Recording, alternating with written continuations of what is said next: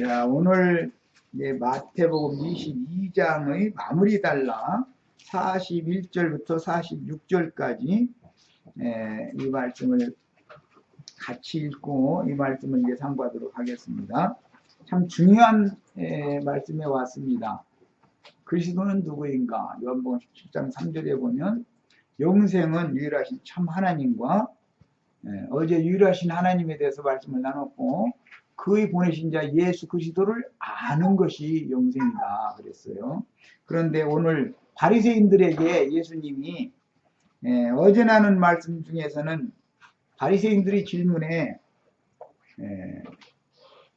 모든 율법 계명들 중에서 무슨 계명이 가장 첫째 되는 계명입니까? 가장 큰 계명입니까? 이렇게 물었을 때 첫째도 둘째도 유일하신 주, 유일하신 한 분의 하나님, 그 하나님을 사랑하라는 것, 또 내 이웃을 내 몸같이 사랑하라는 것, 둘째도 이와 같으니 이렇게 모든 계명을 요약해서 두 가지로 요약을 할 수 있는데 그건 사실은 예수님 자신을 염두에 두고 나를 사랑하라는 것이 모든 율법 계명의 첫째이고 둘째, 모든 계명이 다 첫째도 나를 사랑하라는 것이고 둘째도 나를 사랑하라는 것이다. 이렇게 해석을 해서 말씀을 풀어줬다는 거죠. 말씀을 나눴어요. 자, 그런데 오늘 이제 사실은 동일한 맥락입니다. 예수님께서 역질문을 하시는 내용인데 너희는 그리스도를 누구라고 하느냐? 이 사람들이 율법 계명을 너무 잘 아는 사람들이고 율법에 대해서 질문까지 예수님을 시험하기 위해 이제 질문까지 한 사람들임에도 자기네들이 그렇게 연구하고 수천 년 동안 대대로 가르침 받아오고 하던 그 율법의 주인공, 가장 큰 계명의 주인공이 지금 자신들 앞에 서 계신 그리스도라고 한 사실에 대해서 너무 모르고 있기 때문에 예수님이 유월절 양으로서 점도 없고 흠도 없는 양으로 자격이 있는지를 시험하는 마지막 시험 말씀 중에서 예수님이 이제 정리를 하는 말씀으로 질문을 역으로 하시는 내용이 오늘 우리가 읽는 말씀입니다.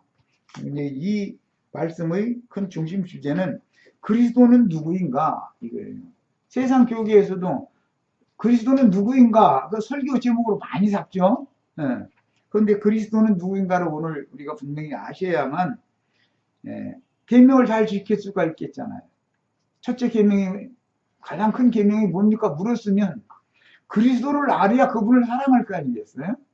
그러니까 말씀을 마무리하기 위해서 예수님이 그리스도를 너희는 누구라고 생각하느냐 이렇게 역질문을 한 내용입니다. 이런 큰 그 줄거리를 마음에 담아 두시고 말씀을 읽어나가겠습니다. 자, 바리새인들이 모였을 때 예수께서 그들에게 물으시되, 이번은 예수님이 물으시는 거예요. 지금까지는 계속 사두개인, 바리새인, 헤롯 땅 이런 사람들이 물었잖아요. 그런데 이번에는 최종 마무리 질문은 예수님이 역으로 지금 하시는 질문이에요. 이것은 앞에 문장에서 이어지는 것인 거예요. 지금 앞에서 유대교 지도자들이 율법 계명들 중에서 가장 큰 계명이 뭡니까? 첫째 되는 계명이 뭡니까? 이 질문을 했었기 때문에 예수님 거기에 대한 답변을 하셨잖아요. 이스라엘아 들으라. 이스라엘의 주 하나님은 유일하신 주님이시며 한 분의 하나님이다. 너희가 사랑하는, 너희가 지금 열심히 신앙하고 있는 그 하나님은 그럼 오해된 하나님이다. 바로 나를 말하는 거다. 그 얘기를 사실 한 거거든요. 그리고 나서 미흡하다 생각하기 때문에 예수님이 지금 역으로 질문을 딱 하는 거예요. 마무리를 하느라고.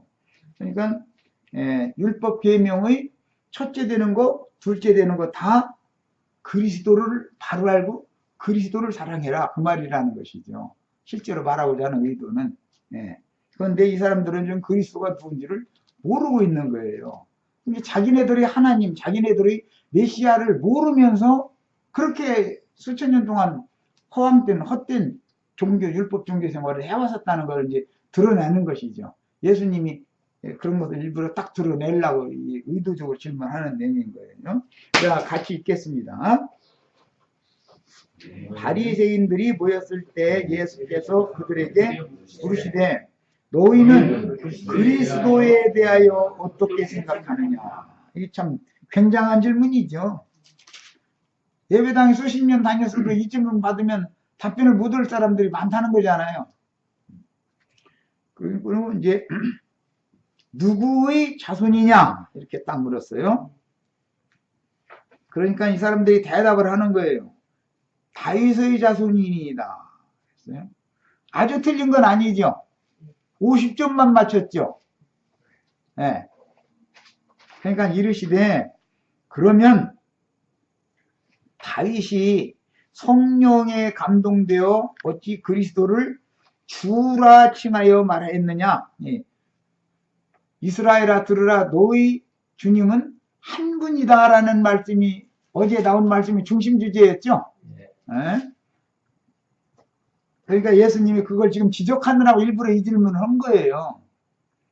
어찌 그리스도를 다윗이 주라 칭하여 말하되 주께서 내 주께 이르시되 내가 네 원수를 네 발 아래 둘 때까지 내 우편에 앉아있으라 하셨도다 하였느냐. 다윗이 그리스도를 주라 칭하였은즉 어찌 그의 자손이 되겠느냐. 주라는 말은 하나님이라는 뜻이니까 주인이라는 뜻이에요. 만물의 주인, 창조주라는 뜻이니까 우주 만물의 주제자라는 뜻이죠. 그러니까 어떻게 다윗의 자손이 그리스도가 되냐. 그러니까 한마디도 능히 대답을 하는 자가 없고 그날부터는 감히 그에게 묻는 자도 없더라. 그러니까 완전히 이제 승리한 거죠. 예수님. 6월절 양으로 그들이 율법을 가지고 아무리 조사를 해봐도 흠잡을 데가 없는 것 아니에요. 자신들이 진 거 아니에요. 지금 예수님한테. 진리전쟁에서. 예. 이제는 예수님은 점도 없고 흠도 없는 어린 양으로 대속 제물로 드려줄 수 있는 자격이 이분에게 있다라는 것을 이제 여기서 입증을 하는 이제 그런 마무리 말씀이었었던 거예요. 자, 오늘 자료 말씀으로 이제 다 들어가겠습니다.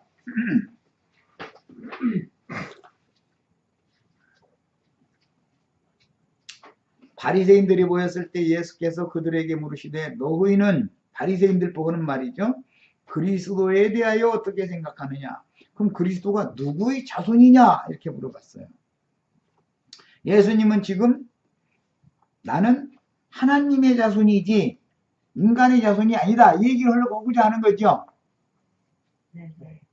네. 그런데 이 사람들은 사람 다윗을 생각하고 있기 때문에 다윗의 자손입니다라고 쉽게 얼른 대답을 싹 해버린 거예요. 그런데 혈통적으로 보면 다윗의 자손이 또 맞잖아요.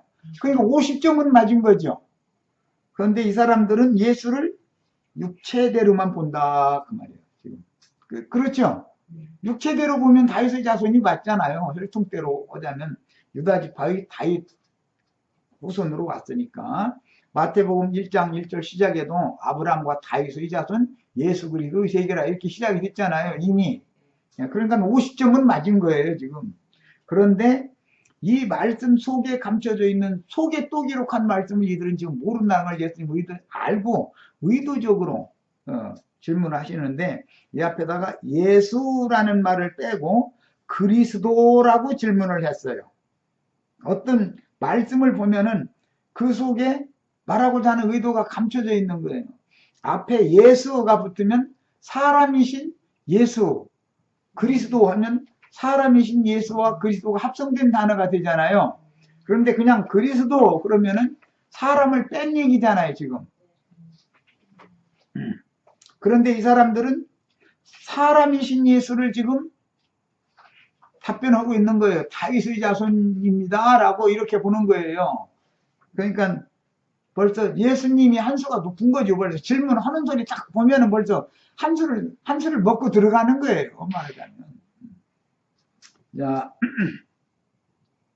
그리스도는 말씀이신 하나님의 성령으로 잉태된 말씀의 자손, 하나님의 자손. 말씀은 하나님을 말하는 거예요. 말씀의 아들이지 혈육의 자손이 아니다라는 걸 지금 강조하는 거예요. 그런데 유대인들은 그리스도를 육신적인 메시아, 육신적인 그리스도로 여태 오해하고 있었기 때문에 쉽게 이렇게 대답을 했을 거 아니겠어요? 유대교 지도자들은 그리스도가 영적인 메시아가 아니고 육적인 메시아라고 그렇게 여태까지 믿어왔기 때문에 다윗의 자손 예수, 다윗의 자손이 그리스도다 라고 답변을 쉽게 해버린 거예요. 그런데 완전한 메시아는 하나님의 자손이어야지 사람의 자손은 메시아가 될 수 없다라는 걸 지금 사람의 자손은 메시아가 될 수 없다는 거예요. 예수님 지금 그걸 말하고 있잖아요. 유월절 양으로서 다윗의 자손으로 온다면 흠이 있기 때문에 다윗은 혈통으로 자면 흠이 있죠. 다윗도 뭐 바세바 뭐 사건도 있고 막 다윗이 흠이 많은 사람이잖아요. 그러면 메시아 자격이 있어요, 없어요? 다윗의 자손으로 메시아 자격이 없는 거잖아요. 흠이 없는 자라야 대속제물로 드려질 수 있는 거니까 점도 없고 흠이 없어야 되니까 지금 내가 말하고자 하는 의도 아시겠죠? 이 말씀의 시작부터 이게 지금 치열한 고수끼리 붙은 거예요, 말하자면. 그런데 땅의 고수와 하늘의 고수가 붙으니까 당연히 하늘의 고수가 이기는 거죠. 뭐 벌써 반 이상을 접고 들어가 버리니까 상대가 안 되는 거죠. 예수님하고 진리 전쟁을 해가지고는. 그래서 예수님은 내가 이번 6월절에 대속 제물로 좀도 없고 흠도 없는 세상 죄를 지고 가는 하나님의 어린 양으로 죽으러 왔는데 너희 손에 내가 죽어야 되는데 나는 완전한 메시아다. 점도 없고 흠도 너희가 아무리 조사해봐라. 나한테서 너희가 무슨 흠을 찾아낼 수 있나? 이 얘기를 지금 하고자 해서 역질문을 한 거예요. 이해되시죠? 네. 그렇지 않으면 세상 죄를 지고 갈 자격이 없는 거예요.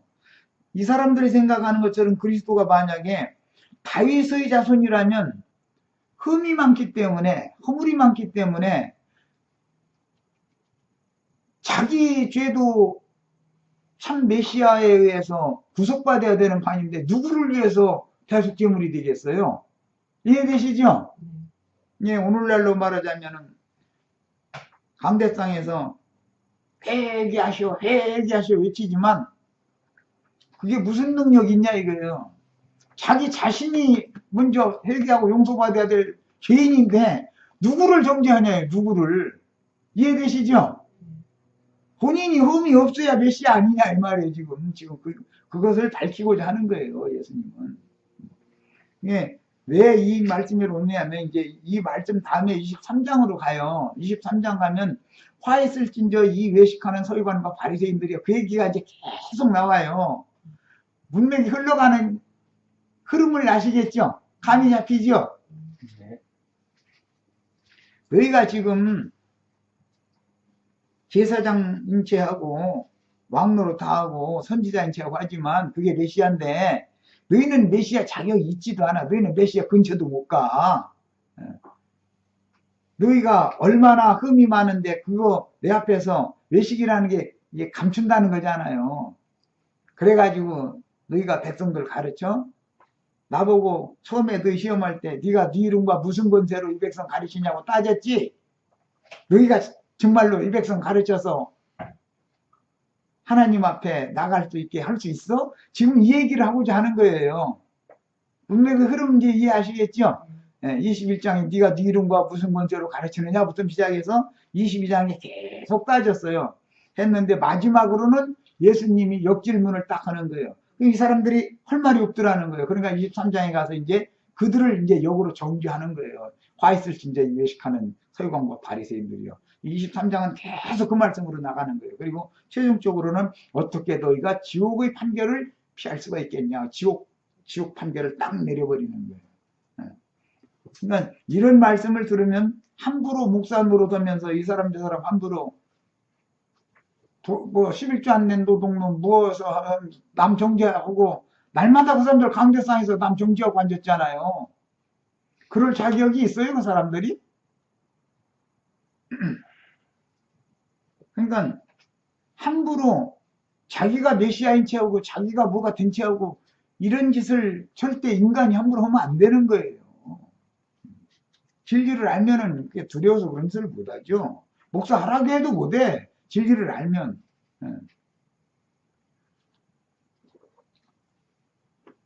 야, 예수님은 출생을 볼 때 마태복음 1장 20절로 23절 읽고 오겠습니다.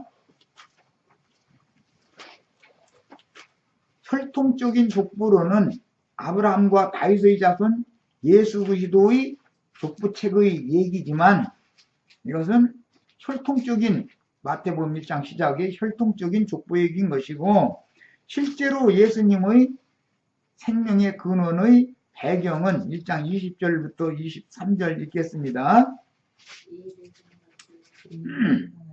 자, 이 일을 생각할 때라는 거는 약혼녀가 임신을 했다 그러는 거예요. 그러니까는 요셉이라는 청년이 이게 생각이 많아질 거 아니겠어요? 자기하고는 뭐 생명의 납을 맺은 적도 없는데 임신을 했더니 생각이 얼마나 많아졌겠어요. 고민도 되고. 주의 사자가 현몽하여 이르되 다윗의 자손 요셉아, 여기 다윗의 자손 얘기가 나왔죠. 이것은 다윗의 자손은 예수의 혈통적인 아버지 족보다 그 말이잖아요. 이해되시죠? 그러니까 예수님 그리스도가 다윗의 자손입니다 하면 대답이 벌써 안 맞는다라는 걸 말하고자 하는 거 아니에요. 예수님은 요셉의 아들이 아니잖아요. 그럼 누구 아들인가 지금부터 이제 보는 거예요. 네 아내 마리아 데려오기를 무서워하지 말라. 그에게 잉태된 자는 성령으로 된 것이다. 요셉의 씨가 아니고 다윗의 자손 요셉의 씨가 아니고 마리아와 생명의 납을 맺은 적이 없어요. 그냥 정혼은 관계지만.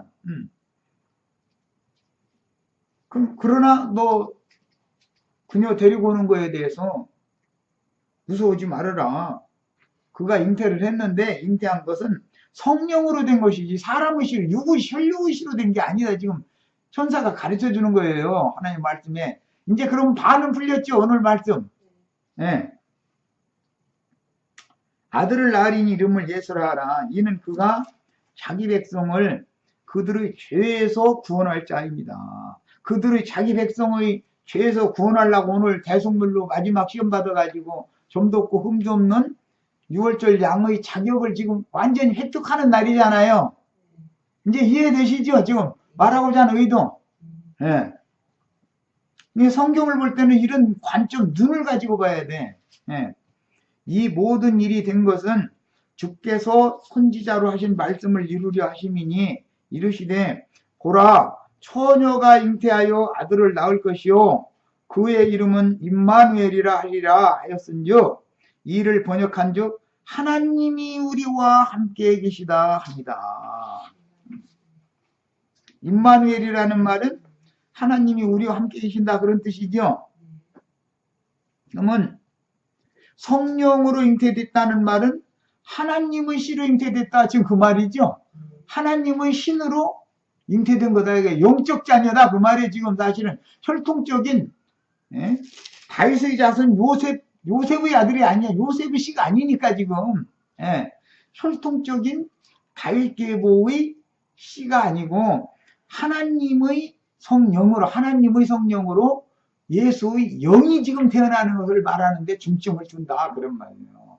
그런데 이 사람들은 예수를 볼 때 외모만을 봤다 이거예요.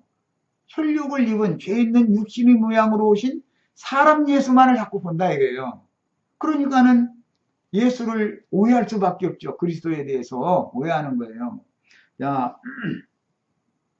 이번에는 누가복음도 읽어보겠습니다. 1장 25절로 38절 인용한 구절 읽어보겠습니다. 누가복음 1장 25절로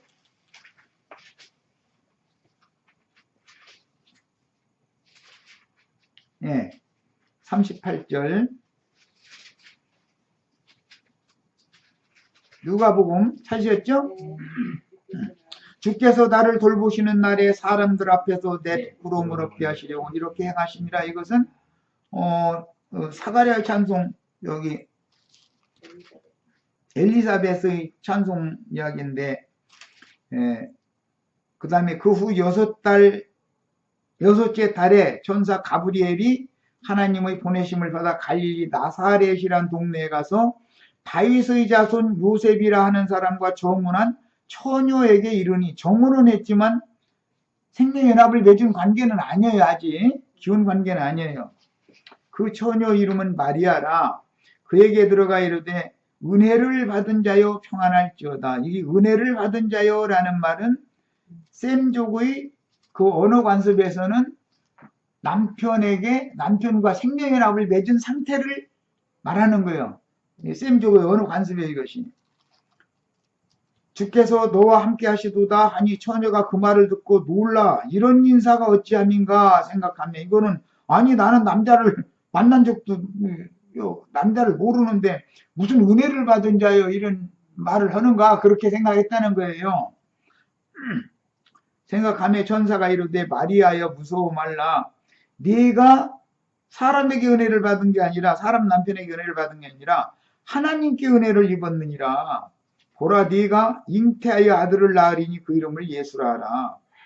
그가 큰 자가 되고 지극히 높으신 이의 아들이라 일컬어질 것이요 주 하나님께서 그 조상 다윗의 왕위를 그에게 주시리니 영원히 야곱집을 왕으로 다스릴 것이며 그 나라가 무궁하리라. 마리아가 천사에게 말하되 나는 남자를 알지 못하니 어찌 이런 일이 있으리까. 천사가 대답하여 이르되 성령이 내게 임하고 지극히 높으신 이의 능력이 너를 덮으시리니 이러므로 나실 바 거룩한 이는 하나님의 아들이라 일컬어지리라.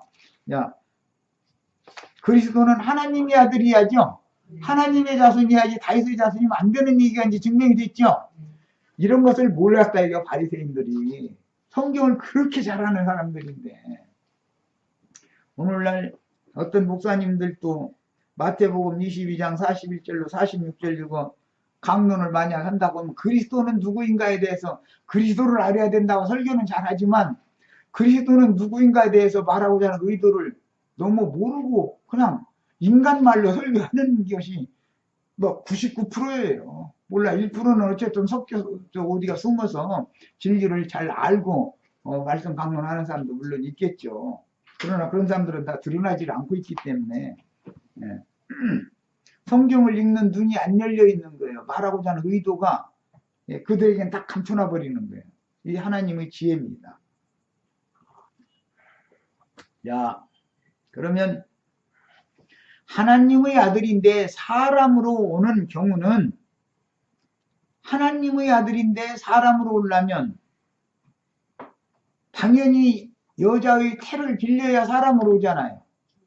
그런데 하나님의 아들이 되려면 하나님은 영이니까 성령으로 잉태가 돼야죠. 당연히. 하나님의 아들이 되려면 하나님의 말씀이 믿어져야, 말씀으로 말씀이 씨가 되어져 가지고 예수라는 이 생명을 만들어 놔야 된다 그런 말이에요 지금. 그러니까 이런 문제에 대해서 바리새인들이 몰라서 삼위일체 교리를 믿었던 것처럼 오늘날도 마찬가지로 이 영적 진리에 대해서 기독교계가 너무 모르고 있단 말이에요 지금. 그러면 이런 말씀의 근거가 어디 있느냐? 창세기 1장 26절로 28절이 이게 근거인데, 자 이제 자료를 자세히 보겠습니다. 창세기 1장 26절에 하나님이 이르시되, 창세기 1장에 나오는 하나님이라는 용어는 다 엘로힘이라는 용어예요.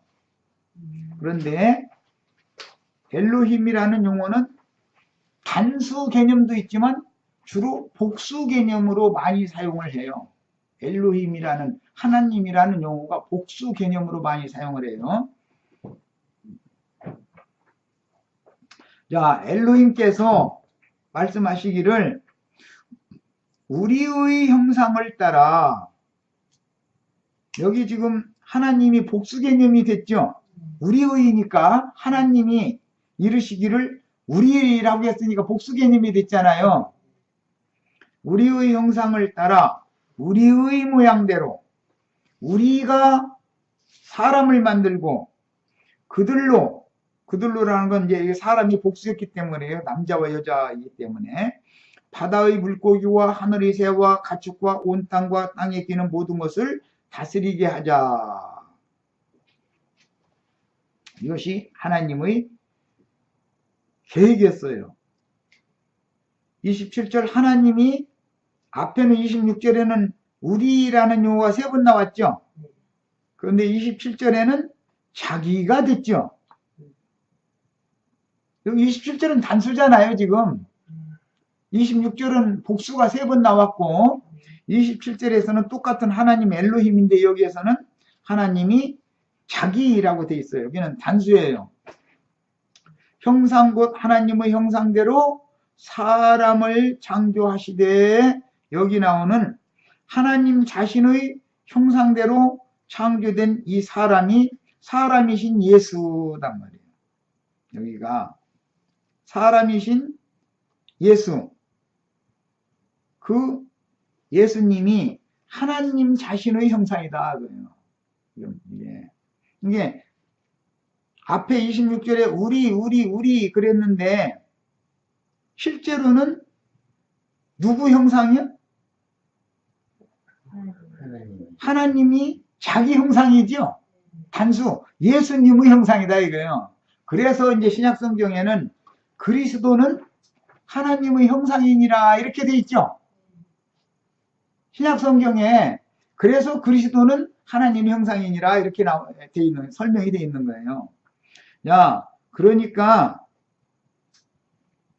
하나님께서 엘로힘이라고 하는 복수, 여기 우리라고 하는 우리라고 하는 이 용어는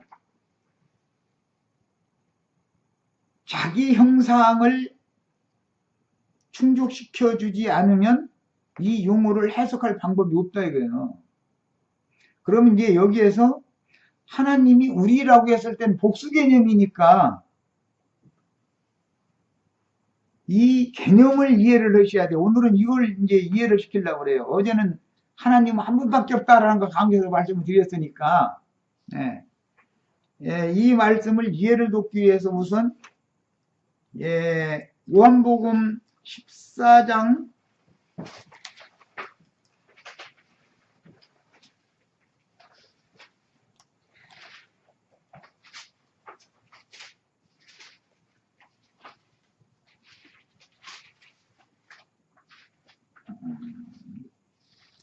23절 보겠습니다.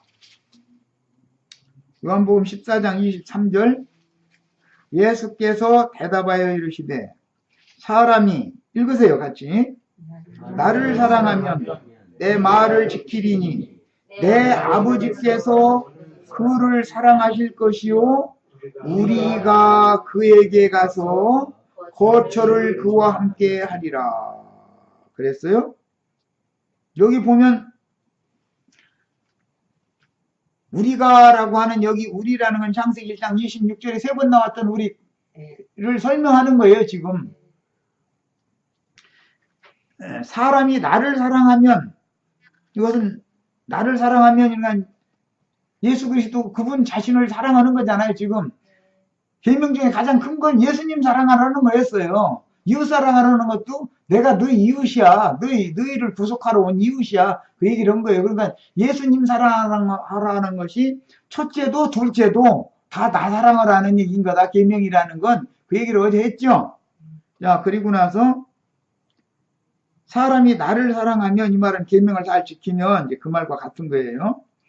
내 말을 지키리니 내 아버지께서 그를 사랑하실 것이요. 여기 나와 내 아버지가 지금 여기 구분되고 있잖아요.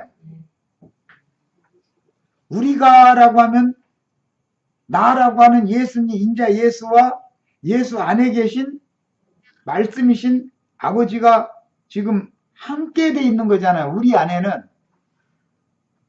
나라고 하면은 인자 예수, 사람이신 예수, 지금 예수님이 하는 말이에요. 이거는 나라고 할 때는 인자인 예수고, 내 아버지 하면 인자 안에 계신 하나님의 말씀을 말하는 저 위에서부터 쭉 보면은 20절 그날에는 이라는 건 부활해서 제자들에게 호흡을 불어 넣어주러 오시는 날을 말하는 거예요. 내가 아버지 안에 너희가 내 안에 내가 너희 안에 있는 것을 너희가 알리라. 나의 계명을 지키는 자라야. 여기 이제 마태복음의 어전 말씀에서 예수님의 계명을 지키는 것은 사실은 율법을 다 지키는 거예요. 그게. 그런데 첫째도 둘째도 다 유일하신 주 한 분이 하나님인 나를 사랑하라는 말인 거다. 그 얘기를 어제 했죠. 네. 그런데 이제 오늘은 복수가 나오기 때문에 이것을 설명을 해야 되는 문제 때문에 이걸 다루는 거예요. 야, 나의 계명을 지키는 자라야 나를 사랑하는 자니 나를 사랑하면 아버지께서 그도 사랑해 줄 것이다. 그랬어요. 그러니까 아버지는 예수를 사랑하는 사람을 사랑한다. 지금 그 말이잖아요. 결론적으로는. 그렇죠? 그런데 예수님의 아버지가 어디에 있느냐면 예수님 속에 지금 있는 거단 말이야. 어디 허공에 있는 게 아니고. 예.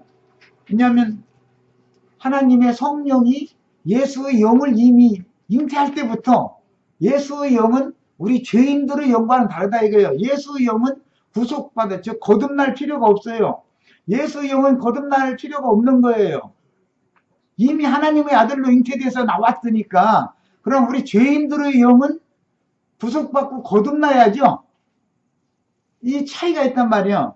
예수님의 출생의 근본과 아담의 출생의 근본은 다르다는 걸 알아야 된단 말이에요. 기본적으로. 네. 자, 그래서 내 아버지께서 그를 사랑하실 것이요 우리가 그에게 가서 올 때는 예수 안에 계신 아버지의 말씀이 함께 예수님이 영이 되어져 가지고 제자들에게 오시면 그게 아버지의 성령이란 말이야. 네. 자, 우리가 그에게 가서 여기서는 지금은 인자로 살아계실 때이기 때문에 사람 예수와 예수 안에 계신 하나님 아버지를 말씀을 분리시켜서 지금 자꾸 얘기한다 그런 말이에요. 이해되세요? 마리아의 성분과 하나님의 성분을 지금은 분리시켜서 말하잖아요. 그렇죠? 네. 그런데 마리아의 성분도 온전한 구원을 이루어가지고 부활해서 영광에 들어가면 사람도 신의 경지에 들어간다 그런 말이 되는 거단 말이에요. 지금 그것이 예수님의 구속이다 이 말이에요. 네.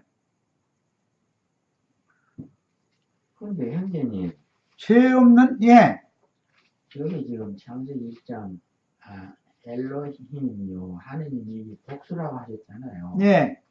근데 우리가 세 번 나오는데 예. 첫 번째 우리의 형상을 따라 이 우리는 하느님 쪽이 아니라 우리 인간 쪽의 형상이고 아니네. 하나님이 하시는 말씀이에요. 예. 그러네. 하나님께서 하시는 말씀이에요. 맞습니다. 예. 그러면 그러니까 그러면 우리라는 거는 하나님하고 예수님하고 둘의 예. 여기서는 사람을 만들 때 그러니까 그 사람이 예수를 말한다.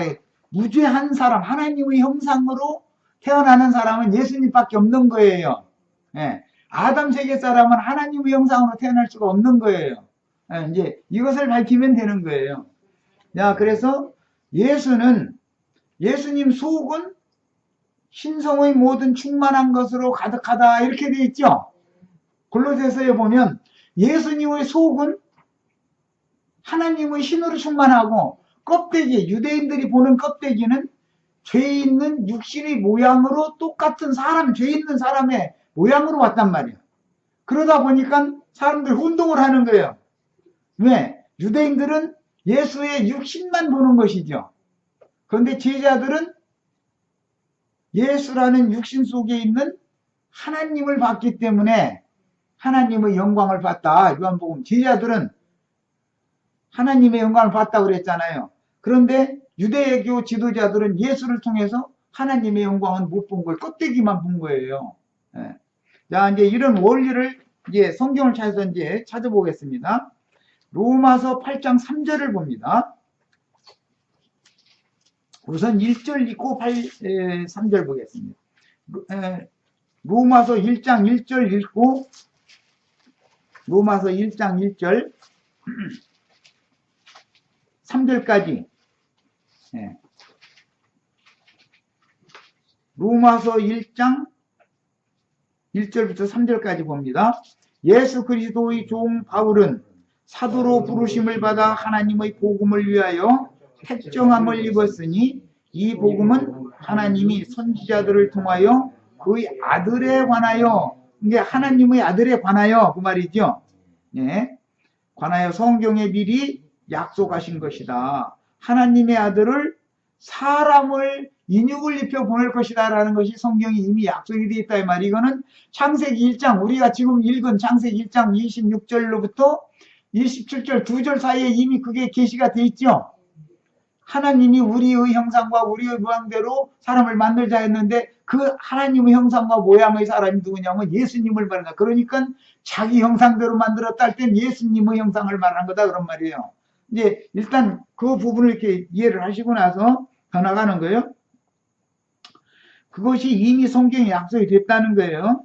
그의 아들에 관하여 말하면 육신으로는 다윗의 혈통에서 났고, 그러니까 바리새인들이 예수님에 대하여 50점은 맞춘 거죠.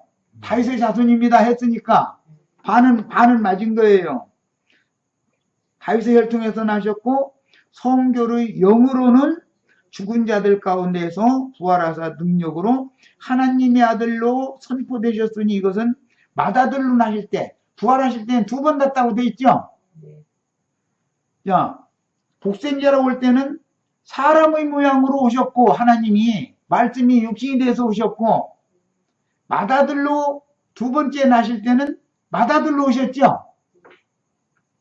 2번째 나실 때는 완전한 신령체로만 난 거 아니에요. 혈육으로 난 게 아니고, 복생자는 껍데기는 혈육인데 속은 신이었고, 그래서 헷갈리는 거 이게 지금. 예. 껍데기는 죄 있는 혈육의 몸이었다 이거예요. 그래야 피를 흘리죠. 예? 육신이 지킴을 받아야 되고. 자, 이제는 로마서 8장으로 가겠습니다. 로마서 8장 3절을 봅니다. 그리스도가 누구인가를 이렇게 정확하게 알아야 되기 때문에 소상히 여는 거예요. 8장 3절. 율법이 육신으로 말미암아 연약하여 할 수 없는 그것을 하나님은 하시나니 곧 죄로 말미암아 자기 아들을 죄 있는 육신의 모양으로 보내사 육신의 죄를 정하사, 그를 죄가 있는 것은 아니죠. 죄 있는 육신의 모양을 입혔다 이렇게 설명한단 말이에요. 성경이라는 거는 우리는 죄 있는 육신을 가지고 있죠. 죄는 없지만 죄 있는 육신의 모양, 죄 있는 모양만 그렇게 껍데기로 볼 때는 죄 있는 육신의 모양으로 봤다 이거예요. 그런데 유대교 지도자들은 예수를 볼 때 죄 있는 육신의 모양을 자기네들처럼 죄 있는 육신으로 이해를 했다 그런 말이에요. 지금 말하고자 하는 의도를 아시겠어요? 실제는 예수 안에는 죄가 없죠. 영도 거듭날 필요가 없죠. 성령으로 이미 그 영이 잉태된 영이니까 거듭날 필요 없잖아요. 육신의 몸도 죄와 상관이 없으니까 죄 있는 세상을 바다 위를 걷고 싶으면 얼마든지 걸을 수 있죠. 죄가 없는 신령한 놈이잖아요, 예수님은. 그런데 사람들을 만나고 사람들의 전도를 해야 되니까 죄 있는 사람의 모양으로 사람들에게 접근을 한 것뿐이지 하나님은 죄가 없는 분이죠. 그런데 구약 성경에 하나님 만나면 죄인이 하나님 만나면 죽잖아요. 그러면 하나님이 사람을 만나야 가서 전도를 해서 구원을 할 텐데 거룩한 하나님이 사람에게 오려고 하면 사람이 하나님 만나면 죽으니 그럼 어떻게 해야 돼요? 죄 있는 육신의 모양을 입고 와야죠. 이해되시죠 이제? 이게 그리스도의 비밀이라는 거예요. 그렇게 왔지만 그는 죄를 알지도 못하시고 죄와는 상관없는 분이다 그런 말이에요. 야, 그러기 때문에 오늘 마태복음 22장 마지막 역질문의 내용은 이걸 지금 말하고자 하는 거예요. 예. 그리스도를 너희는 누구라고 하느냐? 그리스도가 누구 자손이냐? 그러면은 진리를 아는 사람이면 예수 그리스도라고 질문한 게 아니라 그냥 그리스도는 이라고 했으니까 하나님의 자손이야지요. 이렇게 해야 맞지요. 이제 우리는 그 대답할 수 있겠죠. 만약에 예수 그리스도는 누구냐라고 질문했으면 뭐라고 대답을 해야 돼요? 그렇죠. 죄 있는 육신의 모양을 입고 있지만 죄는 없으시고 그 속에는 하나님의 신으로만 충만한 분입니다. 이렇게 답변해야 맞는 거죠.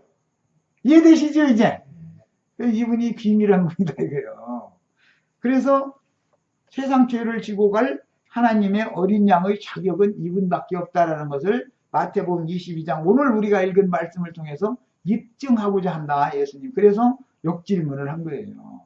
어제 말씀에는 유대인들이 많은 율법 계명들 중에 첫째 되는 계명이 뭡니까? 하고 질문하니까 첫째도 하나님 사랑하라는 거, 둘째도 이웃 사랑하라는 건데 그게 첫째도 나고 둘째도 나야 그 얘기를 어제 한 거다 그랬죠? 예. 그런데 오늘도 사실은 너희가 그리스도가 누군지 몰라서 그러는데 내가 그리스도가 누군지 알려줄게. 바로 나야. 이 얘기를 하는 것이 답인 거예요 지금. 그리스도가 죄 없는 혈육을 입고 와서 사람들에게 도를 전하고 사람들을 만나고 이렇게 해서 하나님의 영광에 들어가는 길을 제시를 해주려 사람에게 오려면 말씀으로만 거룩한 말씀으로만 하늘에 이렇게 계시면 그 하나님의 얼굴을 보면 다 죽는데 그러면 사람을 살리러 와야 되는데 구약의 하나님은 죽이는 하나님이잖아요. 하나님 만나러 가면 죽으니까 다. 그러면 하나님이 사람을 살리러 찾아와야 되는데 어떻게 하면 되냐 이거예요. 죄 있는 육신의 모양으로 오셨는데 그 속에 죄는 없으신 하나님의 신성만 충분한 그런 예수 안에는 말씀의 거룩한 영만 충만했다 그런 말이에요. 껍데기를 볼 때 예수를 외모로만 볼 때는 죽여야 되는 죄인으로 보는 거잖아요. 유대인들은 그래서 종기하고 죽이는 거잖아요 지금. 예.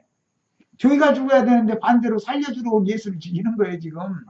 예. 이제 얘기가 이제 오늘 말씀은 반은 이제 열렸죠. 이해가 되시죠? 지금 말하고자 하는 의도가. 예.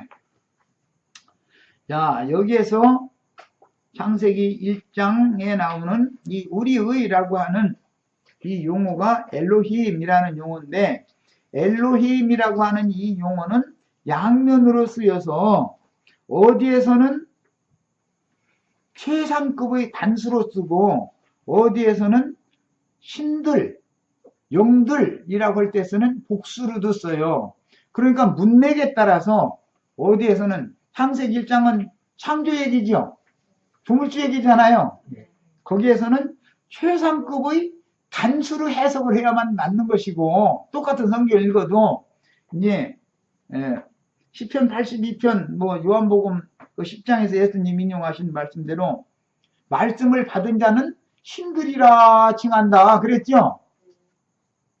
그러면 거기에서 그 신들이라는 말이 엘로힘 똑같은 단어예요. 창세기 1장에 나오는 단어나. 근데 거기서는 복수로 써야죠. 말씀을 받은 자들, 우리는 말씀을 받은 사람들이지, 이제. 우리들도 신들이 되는 거예요, 이제 말하자면. 그런데 우리들이 하나님의 아들, 부활의 아들, 하나님의 아들이 되면 천사와 동등이 되는 거잖아요. 천사들이니까 신들이잖아요. 야, 이런 신들과 조물주신은 다르지, 이제. 그래서 이제 히브리서 12장 가서 한 절 보고 오겠습니다.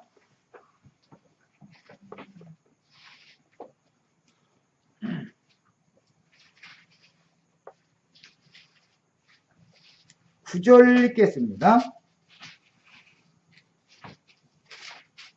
12장 9절 또 읽어요, 같이. 우리 육신의 아버지가 우리를 징계하여도 공경하였거든 하물며 모든 영의, 여기 모든 신들의, 그 말이에요. 모든 영의 아버지께 더욱 복종하며 살려하지 않겠느냐. 모든 영의 아버지는 모든 영들을 창조하신 조물주 한 분밖에 없죠. 천사들도 영이고 귀신들도 영이잖아요. 우리도 부활의 날 부활되면 천사와 동등된다 했으니까 우리들도 사람 천사가 되는 거 아니에요. 우리도 신들이 되는 거 아니에요. 야, 우리들이 신들이 되면은 엘로힘이라고 그래요. 엘로힘.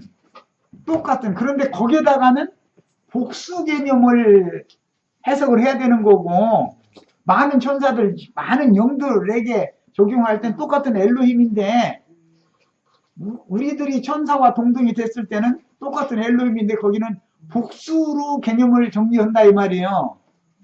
그러나 창세기 1장의 조물주 하나님, 모든 영들의 아버지에게 적용을 할 때는 최상급의 단수를 적용한단 말이에요.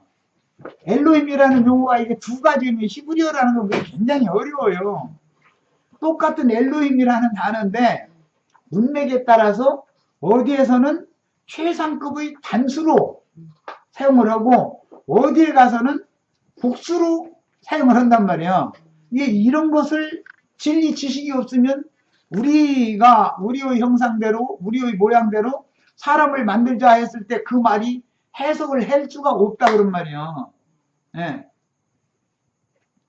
창세기에서는 우리라고 했을 때 사람이신 사람을 만들자, 하나님이 사람을 만들자 했으니까 하나님과 사람을 구분한 얘기잖아요. 사실은 거기서는 우리라고 하면 하나님 따로 사람이신 예수님 딸이에요. 그런데 이제 신약이 와서 내 안에 아버지께서 살아계시다. 아버지는 내 안에, 나는 아버지 안에 있다. 너희가 그것을 알아야 된다. 이제 이 얘기를 하면, 그러면은, 그리고 나서는 나와 아버지는 하나이니라 이러죠. 거기에서는 예수라는 분의 혈육을 말하는 것이 아니고 예수님의 영에 하나님의 신이 함께 계시다. 지금 그 말이란 말이에요. 영적인 것을 말할 때는, 영적인 것 말할 때는 아버지와 나는 하나다. 이렇게 말하고, 육신의 인간으로서 말할 때는 인자는이라는 것을 전제로 말씀하실 때는 내 아버지요. 이렇게 말한단 말이에요. 인자니까, 인자. 사람, 마리아의 성분이니까. 그래서 마리아의 성분을 원래는 입을 필요가 없지만, 이해되시죠? 죄인들을 찾아와서 죄인들을 구원을 해야 되는데, 죄인들을 만나서 뭐 전도를 해가지고 믿어야 구원이 되는 거 아니에요. 그런데 그냥 신으로 오면은 죄인 구원을 하려고 오려고 해도 다 보면 죽는데 어떻게 사람을 구원하러 오냐 이거예요. 그래서 말씀이 육신이 되어 오셨다라는 말이 무슨 뜻이에요? 죄 있는 육신의 모양을 입고 오셨다. 말씀인데, 사실은 말씀인데 죄 있는 육신의 모양 껍데기를 이것을 마리아의 태를 통해서 빌려 입고 사람의 모양으로 왔다 이거예요. 그런데 유대인들은 껍데기만 봤다 그런 말이에요. 지금 예수를 외모로만 보는 거예요.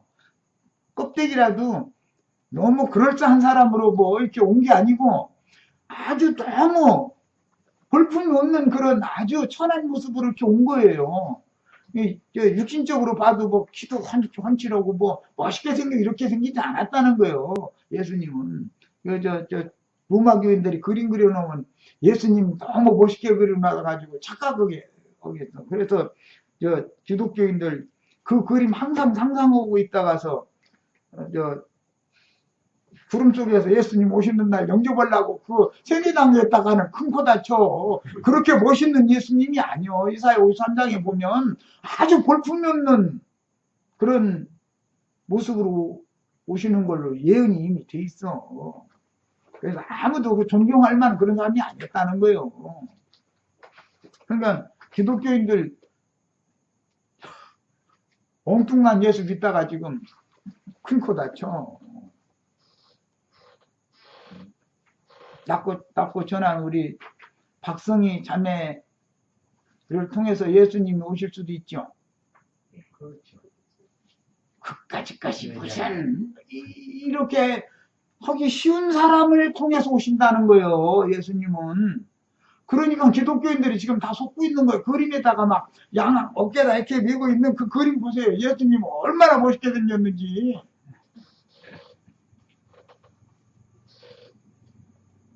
예수님은 본래가 말씀이신 하나님인데 죄인을 찾아오려니까 말씀이 육신이 돼서 왔다 그랬는데 요한복음에 그랬는데 로마서 8장 3절 아까 읽었죠. 우리 뭐라고 되어 있어요?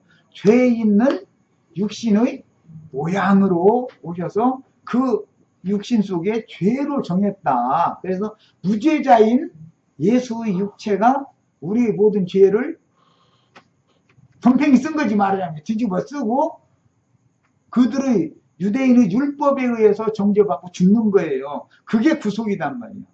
참 이거 설명하는 것이 참 쉽지가 않네. 그런데 이제 이해는 되셨죠? 네. 자, 이제 그러면 요한복음 17장 가서 2절만 읽고 오겠습니다. 아까 요한복음 14장만 읽었기 때문에 17장을 읽을 거예요.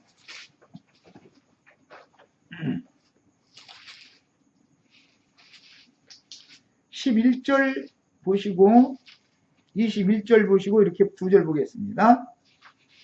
나는 세상에 더 있지 아니하오나 그들은 세상에 있사옵고 나는 아버지께로 가옵나니 아버지께로 간다 이 말은 육신을 벗는다 그 말이에요. 죄 있는 육신의 모양을 지금 벗는 얘기가 아버지께로 간다 그런 거예요. 거룩하신 아버지요 내게 주신 아버지의 이름으로 그들이라는 주님의 제자들을 보존하사 우리와 같이 여기서는 인자로서 기도를 하는 중이니까 말씀이신 하나님과 자신 속에 계세요. 지금 이 아버지가 내가 하는 말 잘 이해하셔야 돼요. 네. 예수님 아버지는 내 안에 계시다 분명히 여러 번 얘기했어요. 네. 자신 속에 계신 그 말씀께 기도를 하는 건데 여기에서 인자로서 마지막 기도를 할 때는 우리와 같이 이렇게 말을 했어요. 이것은 뭔 뜻이에요? 하나님의 말씀이신 하나님의 성령과 예수님의 영이 지금 하나가 되어 있는 것과 같이 그 말이단 말이에요. 이해되시죠? 네. 인자로서 기도하는 거예요, 지금은. 네. 우리와 같이 그들도라는 건 제자들도 하나가 되게 하옵소서. 뭘로 하나가 되는 거예요, 우리가? 육신적으로 하나 될 수 있어요? 영이죠. 영적으로는 하나가 될 수 있죠? 이것이 교회다 이거예요, 이것이. 이제 교회 설명은 그리스도의 몸, 교회는 그리스도의 몸이다 그러죠? 육신의 몸은 벗고 신령체를 덧입은 건 교회다 그런 말이야. 교회는 하나님의 성령과 예수 그리스도의 이제 구속을 이루신 예수 그리스도의 살려주는 영을 받은 형제 자매님들의 영들이 모이는 것이 교회단 말이야. 그런데 아직은 우리가 예수님 육신으로 살아계실 때처럼 육신을 입고 있죠. 문제는 예수님의 육신에는 죄가 없었지만 우리는 죄가 여전히 있죠. 육체 속에. 우리 영은 원래 죽었었고 그렇기 때문에 거듭나야 되는 필요가 있었죠. 우리와 예수님은 태생이 다른 거예요. 그러니까 근본적으로. 예. 이걸 기본적으로 이제 알자고 해서 이 얘기를 좀 한 거예요. 그 다음에 21절도 보겠습니다. 아버지요, 아버지께서 내 안에, 인자 예수 안에, 사람, 죄 있는 육신의 모양 안에 아버지가 계신 거예요, 지금. 아버지 할 때는 말씀을 말하는 거예요. 성령을 말하는 거예요. 예. 아버지께서 내 안에, 내가 아버지 안에 있는 것 같이 그들도 다 하나가 돼요. 우리 안에 있게 하사 그랬어요. 이 우리 안에라는 말은 창세기 1장 26절에 3번 나왔었죠. 그 우리라는 것은 하나님의 성령과 예수님의 영의 연합을 말하는 거단 말이에요. 거기서는 이제 이런 기본 개념을 알아야 돼요. 이제 삼위일체라는 교리를 깨부시기 위해서 이제 오늘 이 말씀을 더 나누는 거예요. 자, 그럼 이제 말씀을 더 나가겠습니다.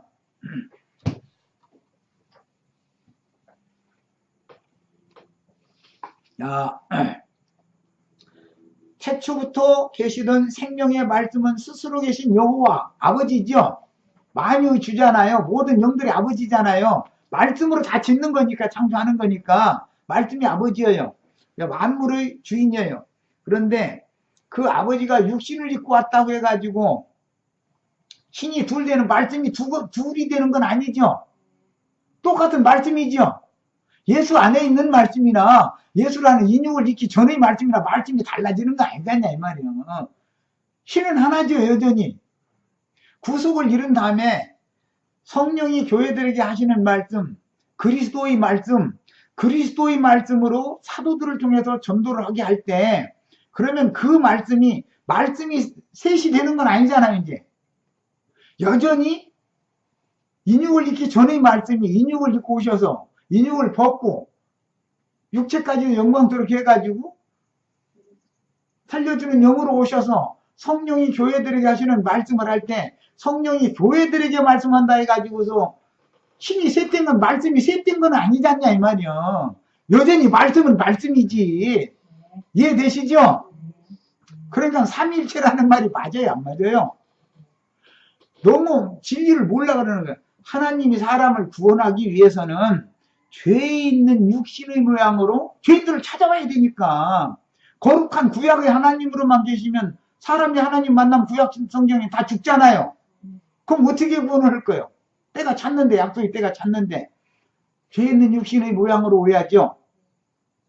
그래서 사람 예수가 그렇다고 죄인이 아니고, 우리는 죄 있는 육신이지만 예수는 죄와 상관없는 무죄하신 예수가 육신의 모양으로, 죄 있는 육신의 모양으로 왔단 말이에요. 말씀이 육신이 되어 왔단 말이야. 야, 그랬을 때 예수라는 껍데기를 보면은 이 껍데기가 신이다. 만약에 예수라는 껍데기가 신이다 그런다면은 신이 둘이 될 수 있죠. 말씀 신 하나 따로, 이가 원래 있는 신 따로 있고, 유대인들이 지금 생각하고 있는 육신의 몸, 그런 유대인들이 보는 그 육신이, 만약에 기독교인들이 예수님이 하나님이다 하는 개념이 뭐냐면, 예수님의 껍데기 육신이 지금 신이다 이렇게 지금 보고 있기 때문에 하는 말인 거예요. 육신이 신일 것 같으면 육신을 왜 벗어요? 죽을 필요 없잖아요. 아니, 신이 왜 죽어, 신이? 신이 아니니까 죽는 거잖아. 신이 죽을 수 있어요, 없어요? 말씀은 세세토록 영원한 말씀이고 세세토록 있는 것이지, 죽으면 육체가 죽는 것이지 말씀이 죽는 건 아니잖냐 이 말이요. 그래서 삼일체라는 말이 얼마나 황당한 말인가를 내가 지금 설명하느라고 그래요. 예수님이 하는 참 하나님이다, 그 말은 육신의 눈으로 볼 수 없었던 말씀으로만 계셨던, 태초부터 계시던 그 말씀이신 여호와, 이 로고스라고 하는 이 신이 죄 있는 육신의 모양으로 왔을 때 제자들은 죄 있는 육신을 본 것이 아니라 그 속에 계신 하나님의 영광을 봤다 이거예요. 그 영광을. 그런데 유대인들은 껍데기만 보는 거 아니에요 지금. 그러니까는 예수를 무시하고 그렇게 함부로 하는 거 아니에요. 예수 안에 하나님이 예수라는 인육을 입고 우리들 가운데 왔다, 그렇게 믿는다면 그렇게 함부로 대하지 않을 거 아니냐 이 말이에요. 말씀은 영원 전에도 예수님을 입고 오셨을 때도 사도들을 통해서 지금 전도를 하고 있어요. 지금도 말씀 역사하고 있는 거예요. 하나님이 사람을 찾아온다는 건 뭐 어떻게 오는 거예요? 말씀이 사람에게 오는 거죠. 말씀이. 하나님 말씀이니까. 그러면 말씀을 전하는 사람을 입고 그분의 일을 하셔야 될 거 아니냐 이 말이에요. 그러니까 나도한 형제의 껍데기를 봐가지고서는 나도한 형제를 믿으면 안 되죠. 그럼 나도한 형제 껍데기 죽을 텐데 그럼 같이 죽을 거예요? 죽는 날? 나도한 형제 속에서 그 영과 그 정신이 어떤 누구의 영과 누구의 정신을 받아가지고 그분의 말씀을 대언하는지 말을 들어보고서 그 영을 분별을 해야 되는 거 아니에요. 껍데기를 가지고서 사람 판단하면 안 되지 않냐 이 말이요. 이해되시죠? 시간이 다 돼서 일단 아주